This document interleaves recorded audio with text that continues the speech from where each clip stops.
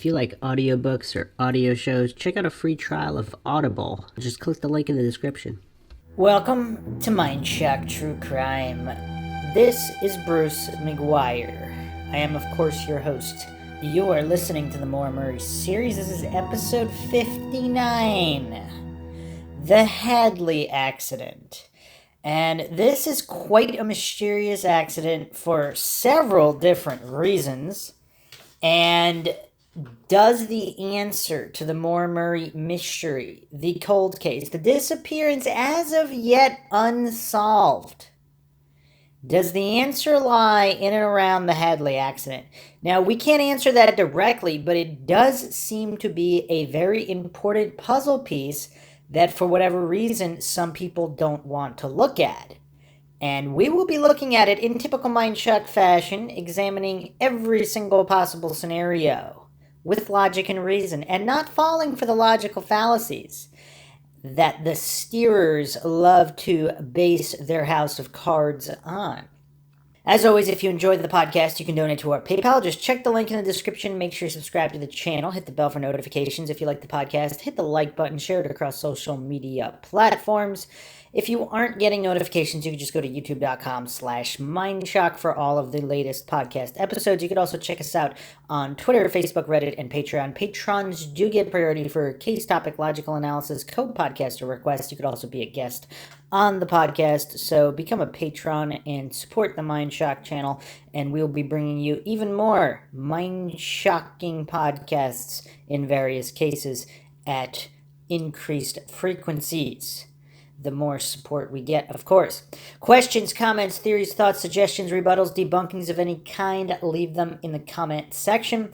So the first thing that I would like to point out, of course, coincidence theorists and steerers, they have a nothing to see here attitude about the Hadley accident, but again, a lot can be learned and gleaned from comparing this particular missing persons case, unlike any other, to all these other missing persons cases. So how often does someone have trouble negotiating a turn in rough weather, 2 accidents within 48 hours, in theoretically similar conditions? Obviously, both accidents could be not what they appear to be. How often is there funny business on the side of law enforcement? How often is protocol not followed in these 2 accidents? Like, what are the chances? We could say that one of these 2 accidents, there might have been some kind of issue with getting emergency medical personnel on scene and following actual procedure.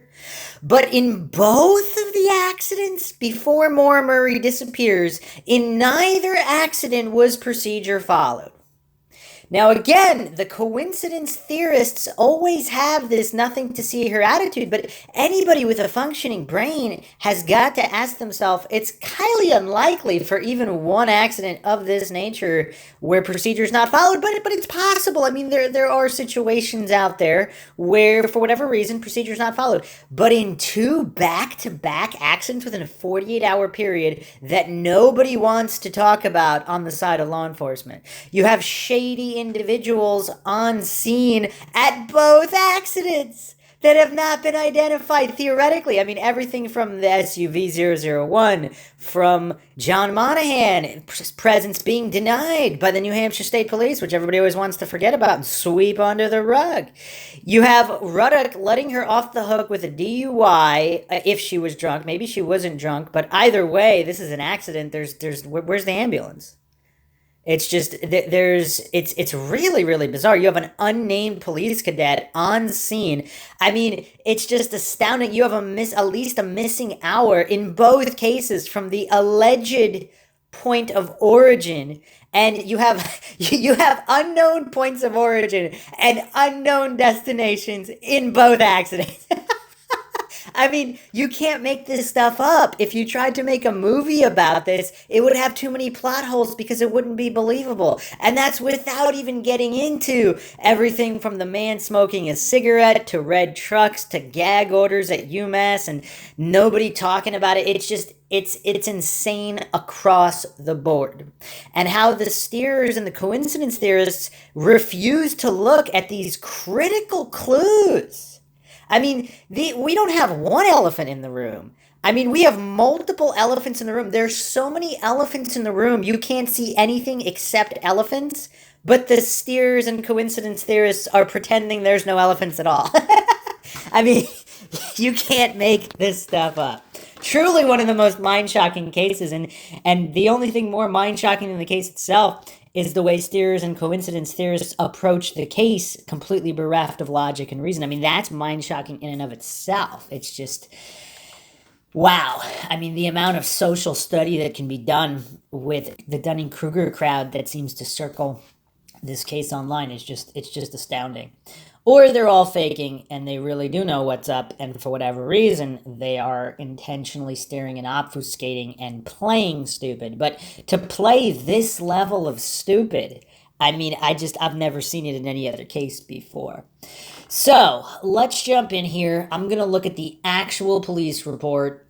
So, this is the Hadley Police Department dispatch log from February 2004 through February 2004.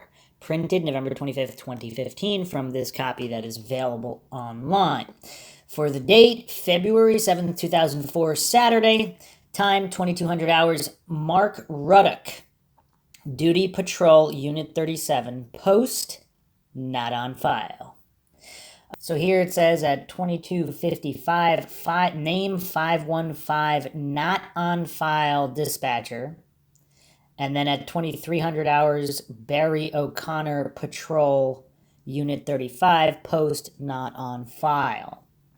So this is for the date Sunday, February 8th, 2004, call number C41005, time 03:33, 3:33 a.m., the witching hour.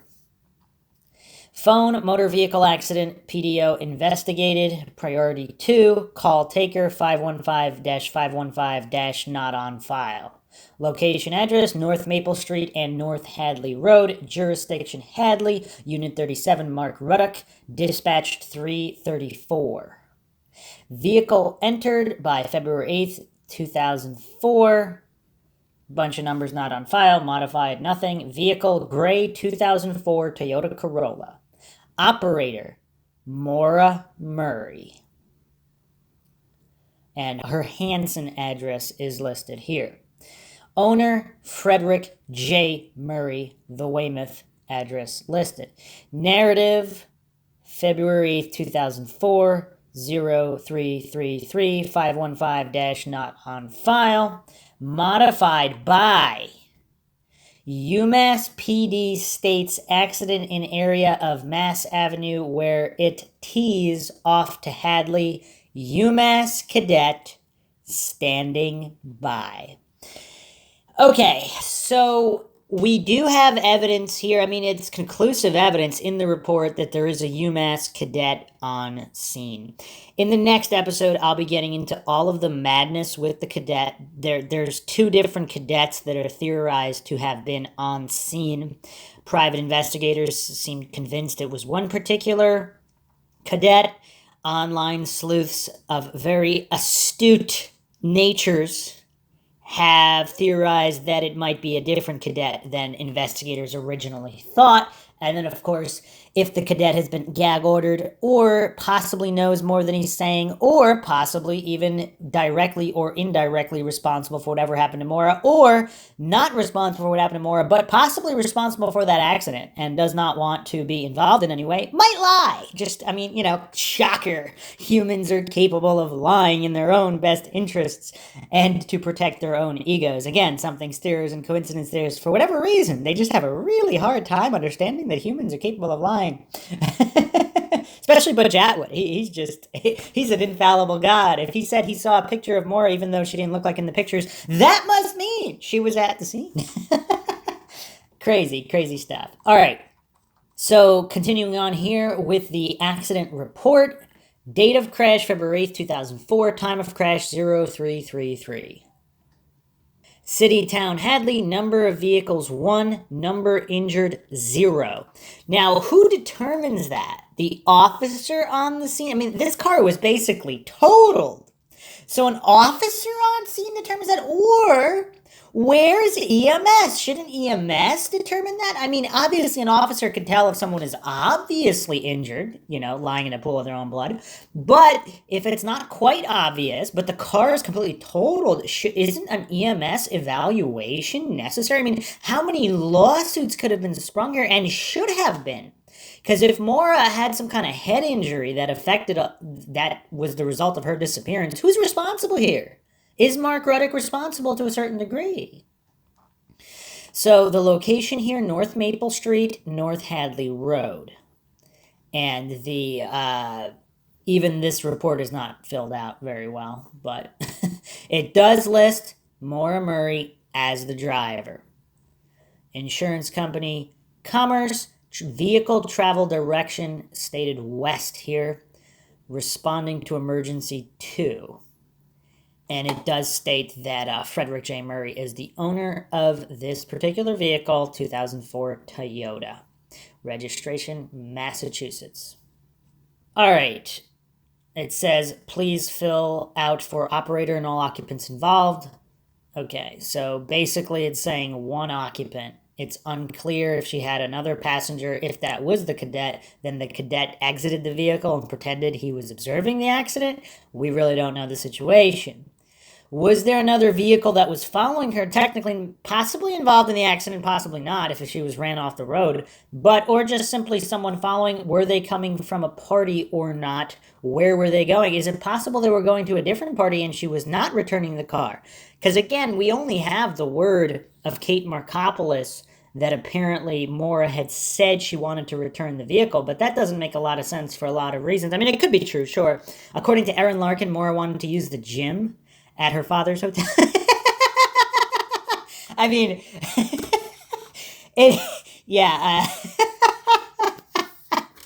let's go use the gym at 3:33 a.m.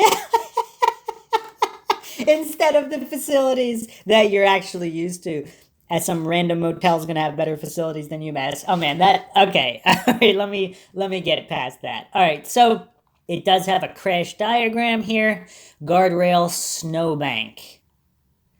Okay. Crash narrative. Vehicle number 1 was traveling westbound on North Hadley Road near the intersection of North Maple Street. Due to operator inattention, she went through the T intersection and struck the snowbank and guardrail at opposite side of T intersection. College Street Motors towed the vehicle and gave the operator a ride to Quality Inn Motel. So is it possible she was on her way elsewhere, but then after the accident, so either she was spooked at the party and she was going somewhere else, or maybe there was no spooking, everything was fine, she just wanted to go to another party, but then after the accident, she no longer wants to go to the party, but she realizes her dad's motel's not that far now, and she has to tell him about the accident anyway. So she goes there. I mean, that kind of makes sense, regardless of what her intended destination was. Probably not going to work out at 3:33 a.m. at the gym, but who knows? And then, of course, Patrol Officer Mark Ruddock is the one who filled out this particular report. Okay, so that's all we have there. Very mysterious report. I mean, you would think that a public servant, like a UMass police cadet who's actually named already on the UMass PD website, all of their names are on there, that for some reason they wouldn't include his name, which is very mysterious. Very mysterious. Again, is this protocol? Is it protocol not to have EMS on scene?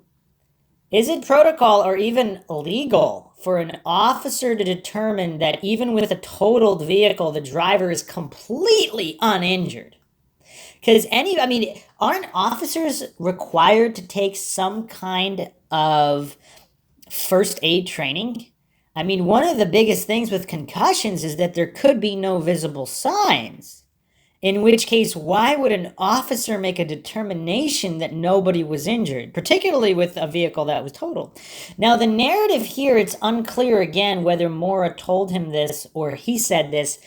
So, inattention, so she drove as if there was no T intersection and hit the snowbank because she didn't see the intersection? Is that what happened? Was she drunk? Was she not drunk? Was she even the driver? I mean, we weren't there. Obviously, the steerers pretend like these are known facts that she was even at the wheel. How do we know that? We don't know that. Anybody doing a non-religious, non-faith-based, honest, objective, neutral, logical investigation is going to say, we don't know. Especially when you have unnamed police cadets standing by. This is not your typical accident report. This is not your typical accident scene. And to have two of these back to back right on her disappearance. I mean, how high of a coincidence stack do you have to have before even the most clueless, the most extreme Dunning-Kruger sufferer says, wait a second, that's one coincidence too many. But in this case, of course, the coincidence theorists never met a coincidence they didn't like. So no matter how many they are, I mean, we could talk DEA activity in Haverhill, U.S. Marshal activity in Haverhill, coincidentally the night she goes missing, as if they do operations in this small hamlet all the time. I mean, it's crazy. It's completely insane. But no matter what, the steers maintain, everything is always a coincidence. And she probably just wandered off in the woods and was never found.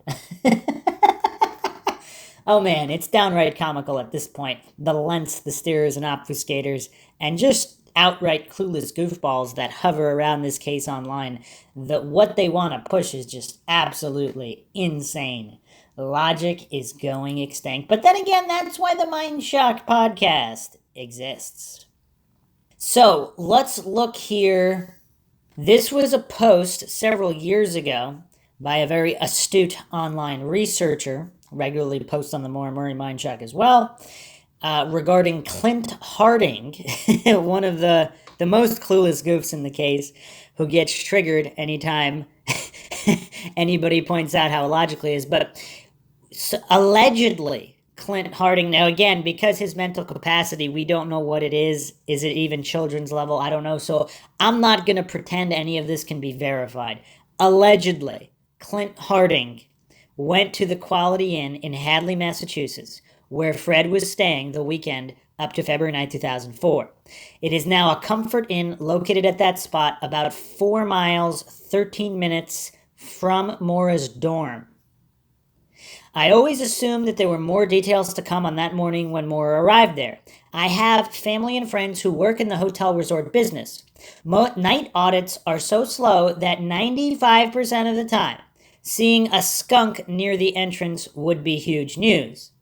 However, here we are once again in the Twilight Zone. Thank you to Clint for interviewing the manager in 2012.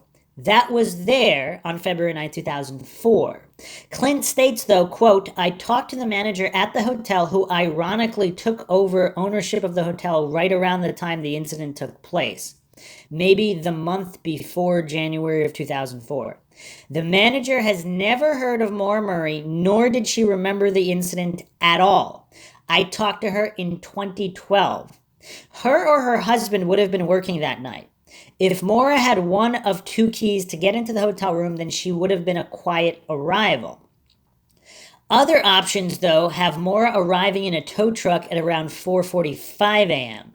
Maura calls Billy on her dad's cell at 5:38 and 5:49, less than an hour of playtime. There was some gossip that Maura was in the lobby, sick and inebriated, as she couldn't get into the room. This would require the night auditor to call the room, verify, then make sure Maura had a key, or call Fred to wake him up and let Maura into the room. Fred never stated any of this and only ever said that Maura was in the bed when he awoke at 10 a.m. I haven't found any statement about Fred letting her in. The crazy kicker here is, according to Clint, while talking with the managers, is that they never heard of Maura Murray nor knew anything about any evening early AM escapade at all. 1, Fred never let her in. 2, the manager never saw anyone, drunk, a girl, or otherwise, which leads to 3, they never made her a key to get in. 4, no one saw a large tow truck pull up front where a drunk, puking college girl gets out and enters the lobby. Did she crawl through the window? Maura had about 50 minutes before being dropped off, let into the room, and calling Billy from her dad's cell. Am I missing something? Did 9/11 really happen? Is this all a Matrix Part 13 movie event? Help explain. In this entire case, no one sees anything. Okay, and then of course in the Missing Maura Murray podcast by Tim and Lance, episode 3, The Scorpion, there's a whole bunch of stuff in that episode which contradicts every scenario and all sources about that early morning activity. Now, here's another point. Also, though, we can't put it past Clint Harding. Maybe Clint Harding got the wrong hotel, talked to people who never heard of Maura Murray because it was the wrong place. I mean, judging from some of his comments online, I would not trust him to navigate a map. So, again, I'm not going to take on faith that he was competent enough to even find the correct motel. But if he did, this is what he purported to have happened. And that is interesting. So it's similar with the Haverhill crash. You have the earlier accident. You have Maura Murray possibly not being on the scene. You have SUV 001 being denied by police. Witness A fearing for her safety with the police, something Art Roderick never wants to talk about. And yet she's magically credible, but he never wants to talk about the whole history of how Witness A came about and the Oxygen show's presentation of the new narrative to attempt to debunk any kind of theories. Instead of find the truth, Art Roderick has flat out admitted the goal was to debunk police conspiracies, not find the actual truth. So if the police were involved in any capacity, they would never know because their whole mission was to make sure nobody looks in that direction. And Art Roderick has admitted this. If you haven't checked out the previous Mindshock episodes on the logical analysis of Art and Maggie and the entire Oxygen show debacle, check out those episodes. So we have these situations in these back-to-back accidents and the circumstances around the accidents all completely shrouded in mystery. Not one, but in both of the accidents. Again, you cannot make this stuff up. So let's move on to this same very astute user who's made some additional points, and this was from last year, regarding the accident forms from the Hadley accident. Because how do we even really know that the accident forms were about the Hadley accident? Perhaps the Saturn was in another accident. Perhaps a hit and run, perhaps not. Perhaps nothing to do with the Patriot Vassy hit and run. Perhaps the Saturn was in a completely different accident or borrowed by somebody, and there was an insurance issue. They wanted to get rid of the vehicle. How do we know for sure that those forms were from that particular accident? There's so many accidents, it's kind of hard to keep track, and none of them have any definitive information. Okay, so here are some statements from articles I found from the accident forms for the Hadley crash. 1, Fred Murray said he had planned to talk to his daughter that night about filling out a police report in the earlier accident. In her car was a blank accident form from the Amherst police. Not Hadley. 2, I'm convinced she was going to call me Monday night and was going to make out the form, he said. If she wasn't going to do it, why go to the Amherst police and get the form? This makes me think she was unable to make the call. That's why I think she's physically harmed and is in danger. 3, Rausch said despite the appearance of Maura's dorm room, she and family members don't believe that's the case. She said Murray, on the day of the accident, had picked up insurance forms related to an accident she'd had on February 7th. Murray was going to call her father the night of February 9th to have him help her fill out the insurance forms. 4, when Maura told her father about the accident the next morning, he was upset. The first thing I asked was, "Are you all right?" he says, as Fred Murray called garages. Maura sat there crying. She kept repeating, "I'm sorry," over and over, he says. I think she felt like she had really let me down. At 2 p.m., Maura dropped a still teary Maura off at her dorm room in a rental car. I said, Maura, it will get fixed, don't worry, he says. Then Maura got out and her dad drove away.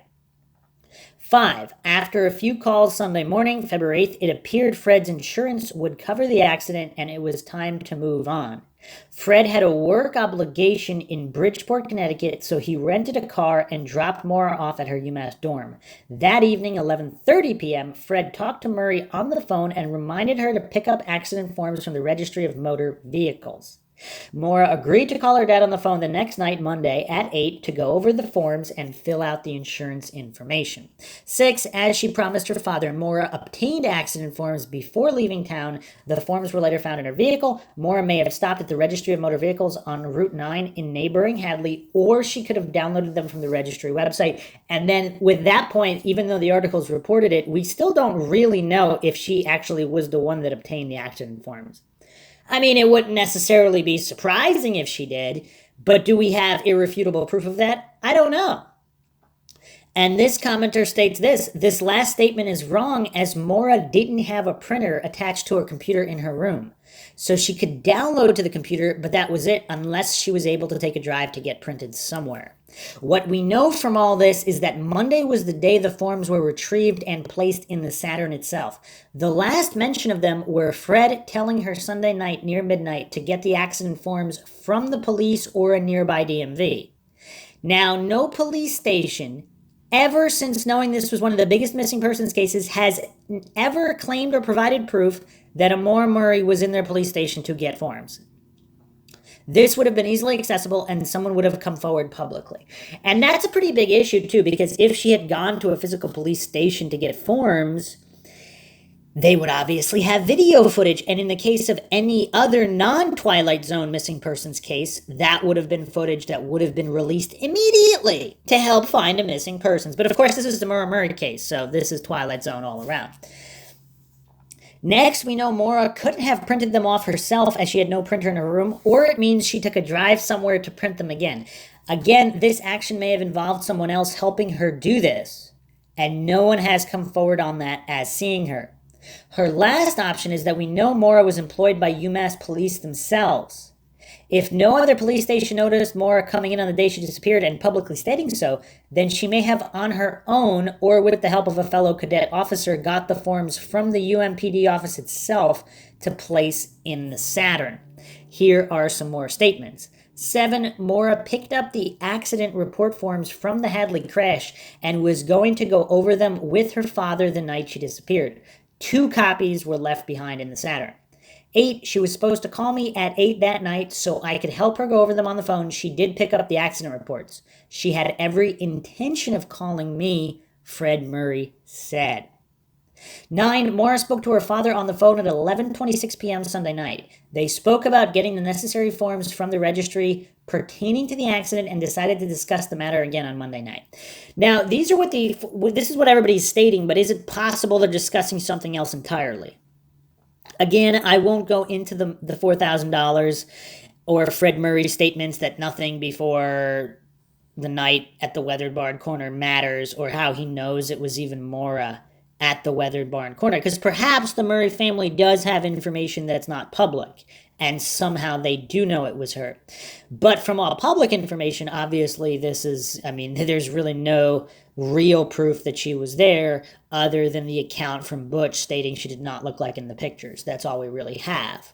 We have Faith Westman's man smoking a cigarette. We have Butch Atwood's he hit a pine tree. So we have that in the actual transcripts, but Butch Atwood was the one where really everybody's taking on blind faith that Butch either can't be mistaken or couldn't be lying for any reason whatsoever, either intimidation from others or even just towing a law enforcement line for whatever reason he was stated to tell everybody that it was her. Either way, the steers and the coincidence theorists, they believe Butch Atwood's just an infallible god, can't be mistaken. Everybody else can, but not Butch Atwood.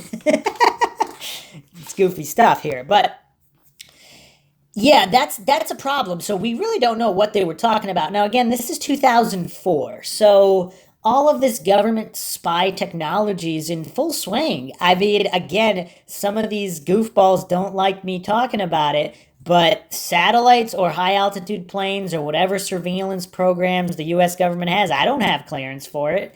But these top secret programs, it's hard to imagine that they don't have aerial footage of the Saturn somewhere. Not because they're particularly watching the Saturn, but they just have aerial footage over every populated area in the modern world. So to think that they couldn't, if they wanted to, now obviously, I don't know, everything's expensive. You got to pay people, but to think that it's not there. Same thing with phone conversations. I mean, how many people, we're already in 2020, so this isn't like the year 2000s where all of the coincidence theorists were pretending that the government would never spy or keep track of citizens in any capacity.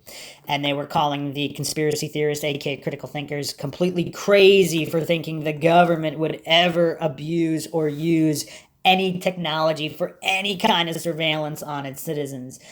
It's just, I mean, it's mind-shocking how silly coincidence theorists are, but that was the sentiment back in 2000, maybe even 2005. But now we're in 2020. Obviously, everybody now knows that the government, I mean, I think that there was an interview with a CIA agent talking about smart toasters and how they're capable of recording. But of course, with Alexa and all these other so-called smart technologies to keep track of everyone at all times, it's hard to imagine that somewhere in some kind of vault, the conversation between Maura and Fred is not there. It's there. And obviously, there would have to be a very good reason for someone to pull it. It's expensive. We need more billionaires, obviously, interested in missing persons cases. I mean, I think NASA is sucking $50 or $60 million of taxpayer money per day. If you just suspended their budget for just one day, they just take one day a month off, I mean, that's $40, $50 million to help with missing persons cases. Children, adults, I mean, that would go a long way, but apparently nobody cares about that. So anyway, I postulate the information exists to solve this case. For whatever reason, there is some clear obfuscation going on to prevent it from being solved at some kind of government agency level. If not, then why would there be all of these issues and anomalies that are not present in any other missing persons case? So to continue on with this post, the accident forms were a chance for Maura to explain the accident in Hadley. What would have happened if she told the truth about the accident or the truth about what happened to Vassie on Thursday night? Imagine if Maura knew who was responsible for the Vassie hit and knew who was responsible for the Hadley crash, and the person knew that this would all come out on Monday, February 9th, yet we know that Maura disappeared forever coincidentally on Monday, February 9th. And of course, that Monday morning is when students were notified of Patrice Vassie's coma condition. What if the same person was driving the Saturn on Thursday night? What if the same person was actually driving the Corolla on Sunday night? Everyone has blamed Maura for all of these accidents, but how do we know she was the driver at all? Or even in Haverhill, New Hampshire? A person would have been outed if these forms had filled out and turned in by Maura on Monday, yet Maura vanished forever that day. Coincidence? Question marks. So, yeah, it's weird. This astute researcher also mentions Missing Maura Murray podcast episode 27 at the 23-minute mark.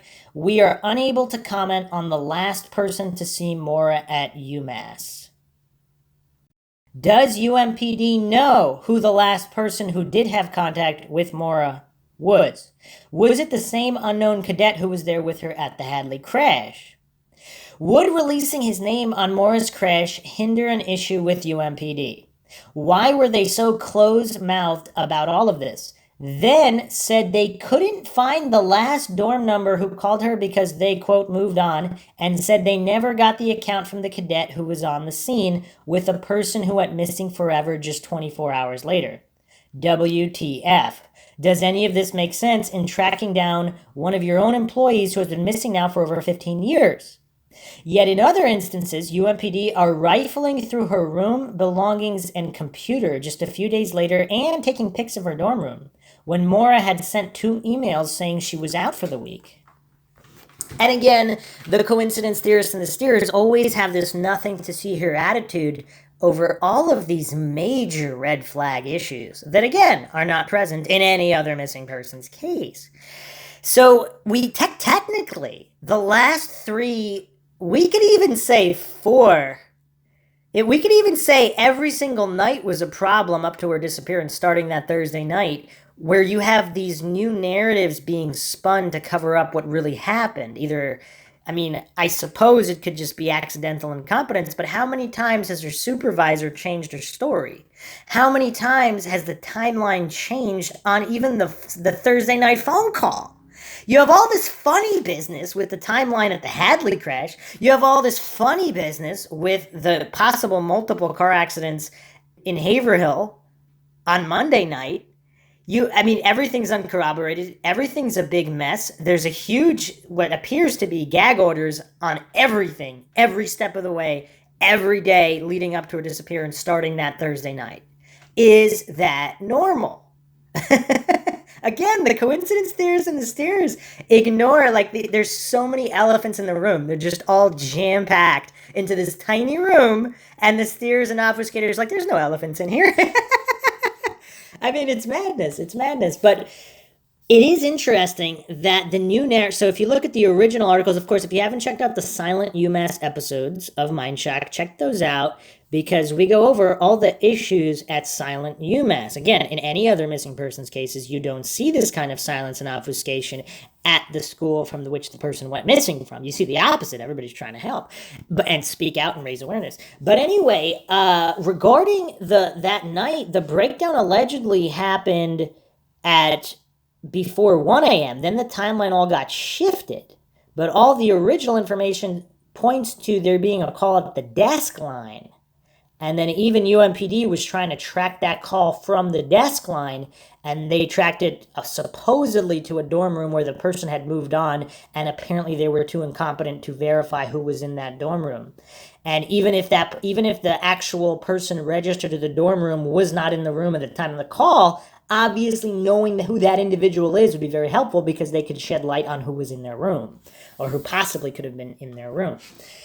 And again, we do have UMPD security footage in the public areas of the university. So there were multiple security cameras, CCTV cameras in the exterior areas and in some of the public open space areas. So you could, theoretically, if you were doing an honest, logical investigation, put together a timeline of possible individuals who could have made it to the dorm room that was identified as calling Maura Murray's desk line at the security desk where she worked, where she had the breakdown before the new narrative and the obfuscation all got spinning to try to pretend it was her sister that called her and made her upset. So, yeah, this is obviously some mind-shocking stuff. Another commenter mentioned this: if it wasn't Maura Murray who put the forms in the Saturn, the list of people who even knew of the accident in Hadley had to be pretty short. I read somewhere that even Sarah Alfieri was surprised to learn that the Hadley accident, as Maura didn't mention it to her when they worked at the art gallery that day, which is where I assume she got her phone back. And again, is there security footage at the art gallery or outside the art gallery where we can verify that Maura Murray actually worked at the art gallery that day? Because I don't know if that was ever conclusively, definitively verified. So another researcher said this: it's a short list. Let's try out the short list. We have Fred and Maura. Next, we know that Officer Ruddock was at the scene. We have, as of yet, unnamed cadet from UMPD, of which certain idiots even deny a cadet being there. So I guess even as of a year ago, there were people who were too incompetent to even look at the available accident report.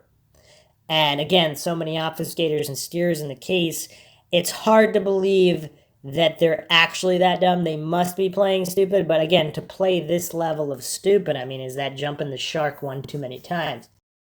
We know Maura called Billy to let him know. We also have the tow truck driver who brought Maura to Fred's motel. These are the most logical, in the know, half a dozen people. So the other thing, again, I don't want to go too deep into this because I've already gone over this on previous episodes. If you haven't checked out the Hit and Run episodes, I go over this as well. There were a lot of issues with the same circle of Iranians and Albanians who own all of these businesses, including the tow service. We have Patrick Vassi's landlord, ironically, being tied there. We have the salvage shop / used car dealer that Maura Murray's phone called. These are the same group of people that are involved in this.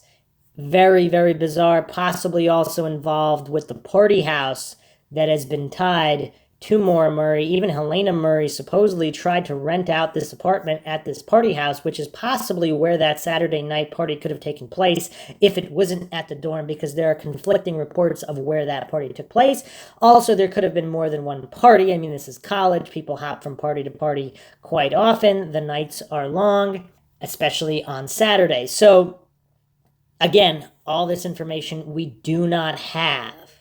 And yet the steers pretend that something definitively can be known around all this. Very, very bizarre. Okay, now moving past the obvious, we have the circular, tangible people who could very possibly know.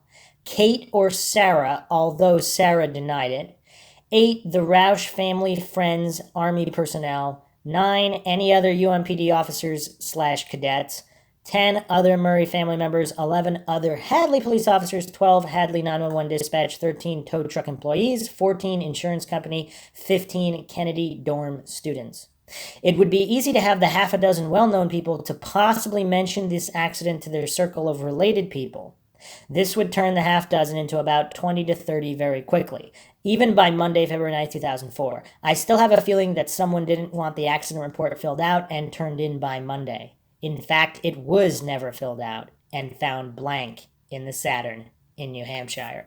And that's another good point about people telling people things. For whatever reason, I don't know if people are just that bereft of logic and reason, but there are even commenters on the last Maura Murray podcast that I did that still maintain that it had to be Maura at the scene because of the rag in the tailpipe.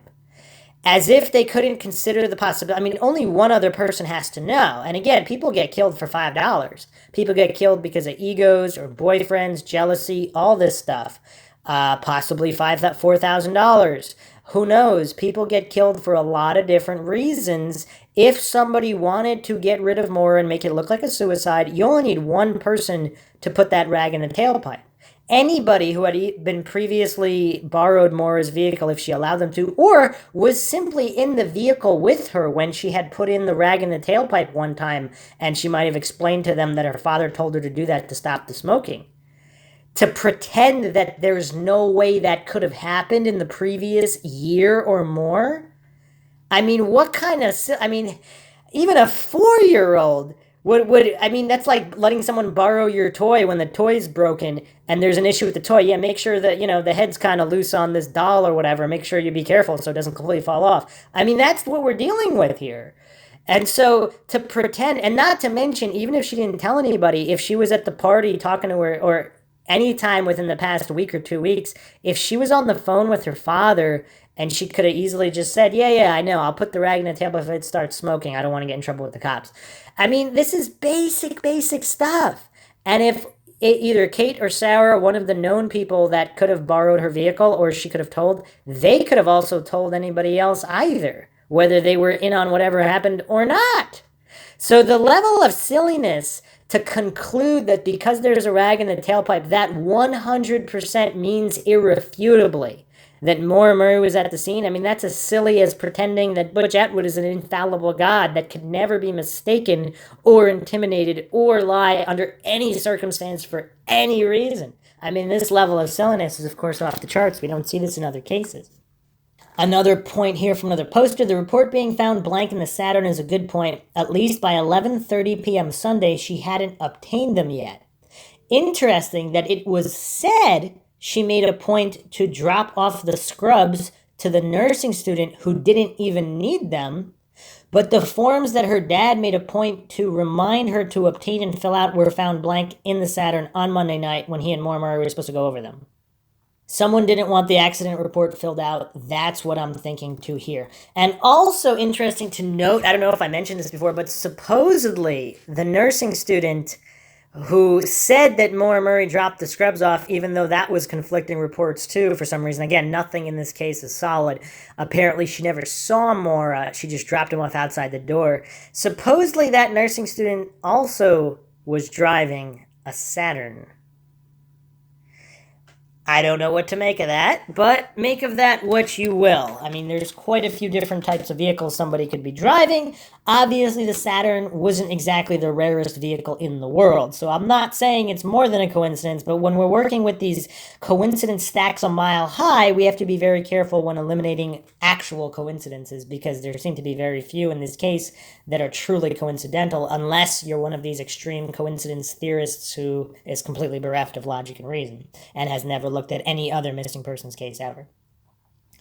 As of now, speculating, we don't know if the same unnamed UMPD cadet may have borrowed the Saturn Thursday night and hit Vassy, may have been driving the Corolla that hit the guardrail, may have been a UMPD cadet who drank quite a bit, maybe one who drank more on Saturday thinking they hit and run and possibly murdered someone, maybe one who was trying to convince Maura not to fill out any reports. Maybe Maura was telling this person to turn themselves in. Maybe they both got a pass from Officer Ruddock because the husband of UMPD Police Chief Barbara O'Connor was the lieutenant in Hadley. Again, probably all coincidental according to the coincidence theorists, but that is quite shocking. Also quite shocking, how many times has UMPD Police Chief Barbara O'Connor went on the news to raise awareness for Maura since her disappearance? I'm just saying. Look at some of these other missing persons cases where people from the school, people from her track team, everybody in official capacity at the jobs that she had. How many people from the art gallery went on the news and just corralled in support for Maura Murray and to help find her? How many times did Chief Barbara O'Connor do that? This is one of her employees. The people working the security desks, they're part of UMPD. How many times has Chief Barbara O'Connor advocated for Maura Murray? Maybe UMPD let it all go to avoid future embarrassment. Maybe they never asked the cadet because they left the program and, quote, moved on, end quote. How would any of these questions be answered if people are unknown? What investigation would be deemed of the utmost standards while allowing this foolishness to go on? Nobody responded to that post. This astute online researcher has also stated this: I haven't found a single thing showing that Maura worked at the art gallery on Sunday, February 8th. However, if Maura got her cell phone back, she could have walked 100 feet to go to Sarah's dorm right next to her dorm. Her cell activity begins after 8 p.m., as I assumed since she was up all night before. That meant she slept till then after her dad dropped her off on Sunday at 1 p.m.-ish. She may have just got her cell from Sarah, not telling what happened at the crash, and went back to her dorm. I don't believe Maura worked a whole shift Sunday night without sleep and then never said anything to Sarah about the crash, or Sarah is lying about not knowing. Another astute researcher in the case jumped in here. I gotta say it here. Does it even seem normal that an officer, she's talking about John Monahan here, would jump to local stores and need video looking for a girl who supposedly just abandoned her car? Just a possibly drunk driver, no big deal, happens all the time kind of thing. It makes no sense. Then he said he didn't even review the video. A response to this: well, if you're thinking what I'm thinking, I believe State Police Monahan jumped into this whole thing on purpose. It wasn't his jurisdiction, and of course, it looks like he was helping out. Everyone thinks they were looking for Maura in the videos, but I think they were confiscated to hide who really was in those videos. He didn't even view them, but he knew he had to turn them into authorities, in my opinion. And this is just, again, another astute online research. It does kind of make sense because this hypocritical two-sided narrative, having it both ways, saying, oh, it's just a DUI, walk away. But then why are all these unusual actions? Every time there's a DUI walkaway, they go driving around all local businesses looking for video? I mean, if they thought she would turn up in the next morning like they pretended to everybody to cover up their actions, why do all this? Why even search the vehicle? Which, again, witnesses did see the car doors open with police officers on the scene. So, yes, very unusual case. I mean, I really, it's really hard to make heads or tails of a lot of this stuff. But the fact that the steers are vehemently denying all these elephants in the room, that itself is evidence. Because why would they do that? All right, the last thing I'm going to go over. Actually, I just found one more thing, which is quite mind-shocking. We know that Maura routinely made phone calls to Domino's Pizza in Hadley, even the same pizza where allegedly she was the one, she at least confessed to using credit card numbers, which may or may not have been told to her were common use and were okay to use. We really don't know the information.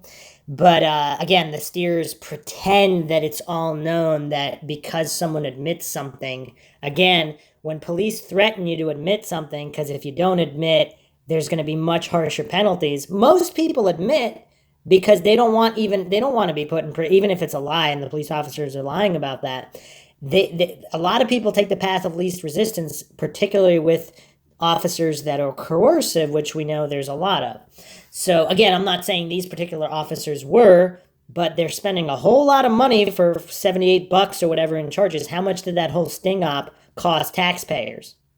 I mean, it's just, wouldn't it have been easier to give back the 78? I mean, I don't know, or if the insurance or the credit card, that's an unauthorized charge, so that would have been given back anyway. But how much taxpayer money was involved on the sting to get someone to admit that they made $78 in unauthorized purchases? I mean, none of this makes sense. I mean, we could even go back beyond the week prior to her disappearance. I mean, going all the way back to that sting op. How does that make sense? But anyway, so she was calling Domino's Pizza in Hadley relatively late. So is it a coincidence? So if she called at 3:40 a.m., that's after close. Now, coincidentally, she's calling that night of her breakdown. Now, she called at 3:40 a.m.-ish.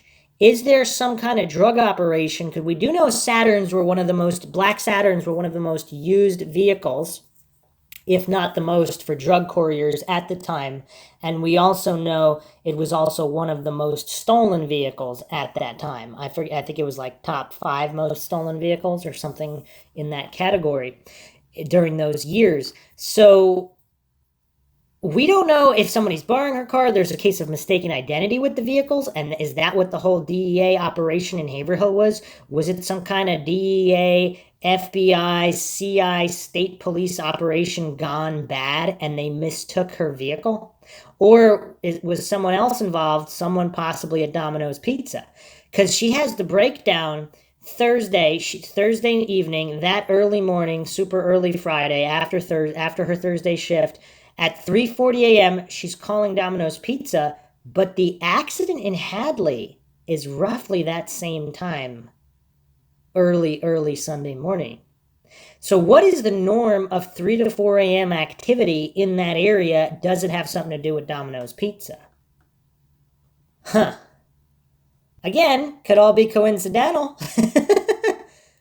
And it's also the witching hour, of course. Just yet another coincidence. We're coming up on Halloween now. The witching hour is prime time for shady business to be going down. All right, so the last official thing I'm going to go over for this podcast is, of course, the unknown individual who gave a statement to police regarding the Patrick Vassy hit and run, coincidentally, on the day Maura Murray goes missing and is never seen again. I mean, you cannot make up the amount of coincidences in this case that the coincidence theorists and the steerers pretend are not elephants in the room. I mean, this is just bizarreness. So, again, the ATM footage that was never released until a TV show, and for a TV show, that can be released, but, you know, for anything else. And even then, they only released several frames, so we don't actually have the full. And when the Pentagon timestamp is incorrect regarding 9/11. People really put a lot of blind faith in this ATM footage. It's kind of bizarre. I mean, this particular bank and ATM, there's no way it's more secure than the Pentagon and has a better tech team. As I've mentioned in previous podcasts, people who install and review security footage, they say that around 50% of security systems do not have accurate timestamp informations. 50%, that's a lot. They say it doesn't matter if it's you would think that banks would be more secure, but no, they just say it's a general thing. People are pretty haphazard with it, particularly in those early 2000s. I don't know about now. You would think there would be, people would double check things more now, but back in 2004, it was pretty haphazard. So 50-50 on whether the ATM timestamp is accurate. But theoretically, she's there at 3:15 p.m. if that was even the day. Now, the liquor store receipt says 3:43 p.m. Now, of course, that's a big issue as well because the liquor store footage has never been released. Again, look at any other missing persons case. I mean, look at it. I mean, we do Emma Philippoff on Mindshock. We have her security footage from the library. We have her security footage from the 7-Eleven. I mean, none of this is hidden. And even though there is some funny business with I don't know if they ever released the security footage of her talking with the police officers outside the hotel. Even though there is some funny business with police there, we still have multiple pieces of security footage, and you don't have to wait over a decade to get a few frames. It's really, really bizarre. I mean, you have her going in, you have her going out the library, you have the 7-Eleven footage. So in Maura Murray, we have almost no footage. We have a couple of frames that were only released for a TV show. Very, very bizarre. So anyway, apparently there is someone giving a statement at 3:11 p.m. So on the FOIA paperwork gotten by Renner about Patrick Vassy, again, good work from James Renner. Page 28-29, there's a witness who came into Amherst PD to speak and give a statement on the events of Vassy's night of the hit and run. It was witnessed by Officer Brian Johnson of Amherst Law Enforcement. The person signed it with the initials KD, and they went into the police department on Monday, February 9th, 2004, 3:11 p.m. that afternoon. Between 3 and 4 p.m. is the reported activity of Maura going to the ATM in the liquor store, then disappearing forever afterwards. Coincidence or not? One important note to make here, people may all be looking for Maura out grabbing the forms when it was probably another person who did it for her. Okay, so this is very, very interesting because even if it wasn't Maura who gave that statement to police, is it someone known to Maura, or did someone name Maura, or did someone name the other person who Maura might have been associated with who was actually responsible, and they got nervous and possibly thought Maura told this other KD individual? I don't know. It's hard to know, but there's obviously security footage in that police department. They obviously know who this person is. And they obviously know a lot more than they've said. Where's the liquor store footage? Supposedly it exists. Who's in that footage? Where's the full ATM footage? Who else is in that footage? What vehicle is idling outside? Was Maura alone? Who was truly the last known person to see Maura? And then if you're Maura Murray, would you really wait till that late in the day? Someone who's experienced, someone who's familiar with the White Mountains and hiking, would you wait until 3 to 4 p.m. to start your drive up there?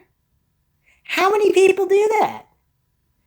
Again, just things to ponder. This is Mindshock. The only thing we know for sure is that we don't know anything for sure. Hope you guys enjoyed another edition of Mindshock True Crime in the Maura Murray series. In the next episode, we will finally be getting to the UMass police cadet and all the madness that has surrounded this mysterious figure in the Maura Murray case. If you like this podcast, hit the like button, share it across social media platforms, keep the awareness up, not just for this case in Maura Murray, but for all cold cases and missing persons out there. They deserve truth and justice and closure. The only way to do that is with awareness. If you enjoy the podcast, you can also donate to our PayPal. Just check the link in the description. Everything helps in getting out more podcasts. It is very time consuming to do the level of research that Mindshock is, of course, known for. There's not a lot of podcasts out there going to this level of comprehensive and exhaustive research. Careful not to fall for any logical fallacies, because that is not how you get to the truth. You could also help us out by becoming a patron. Just check the links in the description. Patrons do get priority for case, topic, logical analysis request. You could also be a guest on the podcast, depending on your tier. You could also check us out Twitter, Facebook, and Reddit. Questions, comments, theories, thoughts, suggestions, rebuttals, or debunkings of any kind, leave them in the comment section. This is Bruce McGuire signing off. Catch you guys next time.